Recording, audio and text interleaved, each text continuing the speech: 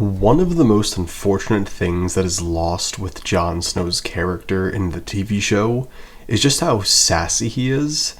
So today I decided to compile a list of my favorite quotes from Jon in the books, just to highlight how sassy of a character he really is.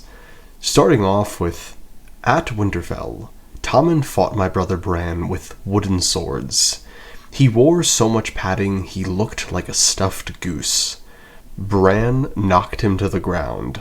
Jon went to the window, yet Bran's dead, and pudgy, pink-faced Tommen is sitting on the Iron Throne with a crown nestled among his golden curls.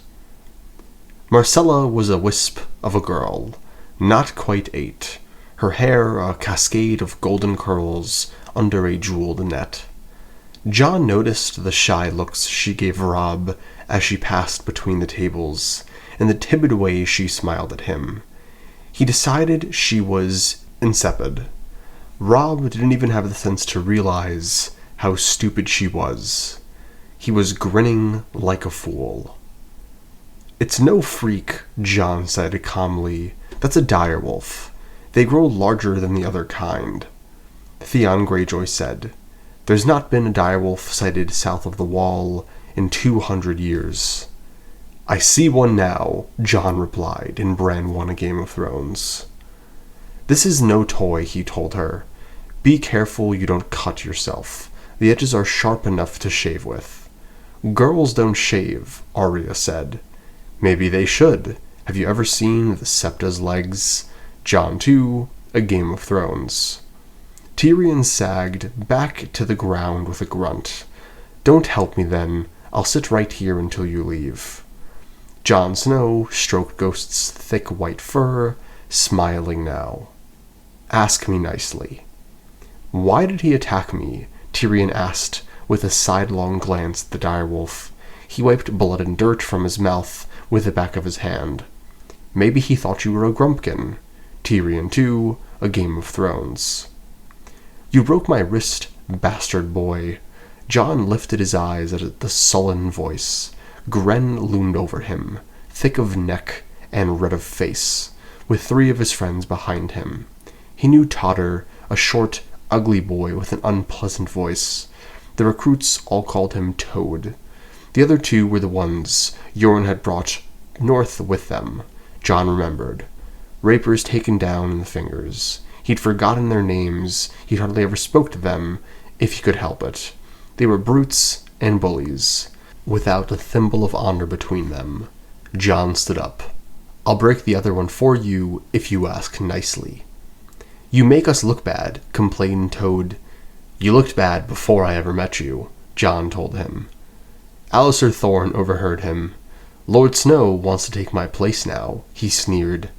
"I'd have an easier time teaching a wolf to juggle than you will training these men." "I'll take that wager, Sir Alliser," Jon said. "I'd love to see Ghost juggle." Jon 3, A Game of Thrones. Slint slammed a fist on the table. "I heard you. Sir Alliser had your measure true enough, it seems. You lie through your bastard's teeth. Well, I will not suffer it. I will not. You might have fooled this crippled blacksmith, but not Jaina Slint. Oh no, Jaina Slint does not swallow lies so easily. Do you think my skull was stuffed with cabbage?" "I don't know what your skull is stuffed with, my lord." Thorne was much the more clever of the 2, Jon realized. This had his stink all over it. He was trapped. "I'll go," he said, in a clipped, curt voice. "My lord," Jaina Slint reminded him, "you'll address me." "I'll go, my lord. But you are making a mistake, my lord. You are sending the wrong man, my lord. Just the sight of me is going to anger Mance. My lord would have a better chance of reaching terms if he sent." Jon X, A Storm of Swords. "Words are wind. Why do you think I abandoned Dragonstone and sailed to the Wall, Lord Snow? I am no lord, sire. You came because we sent for you, I hope, though I could not say why you took so long about it." "What are you doing here, bastard?" Thorne asked. "Nothing, but don't let me spoil your plotting." Jon climbed from the water, dried, dressed, and left them to conspire. "Close the door, Sam." Faint scars still marked John's cheek, where an eagle had once tried to rip his eye out. "Did that wretch break your skin?" Sam eased the books down and peeled off his glove. He did. He felt faint. "I'm bleeding." "We all shed our blood for the watch. Wear thicker gloves." John shoved a chair toward him with a foot. Alice Karstark leaned close to John. "Snow during a wedding means a cold marriage. My lady mother always said so." He glanced at Queen Selise. "There must have been a blizzard the day that she and Stannis wed." "You say these boys will serve as squires. Surely the Lord Commander does not mean they will be trained at arms." John's anger flared. "No, my lord. I mean to set them to sewing lacy small clothes." "All of your questions shall be answered. Look to the skies, Lord Snow, and when you have your answers, send to me. Winter is almost upon us now, and I am your only hope." "A fool's hope." John turned and left her. "Princess," John inclined his head. Shireen was a homely child, made even uglier by the grayscale that had left her neck and part of her cheek stiff and gray and cracked.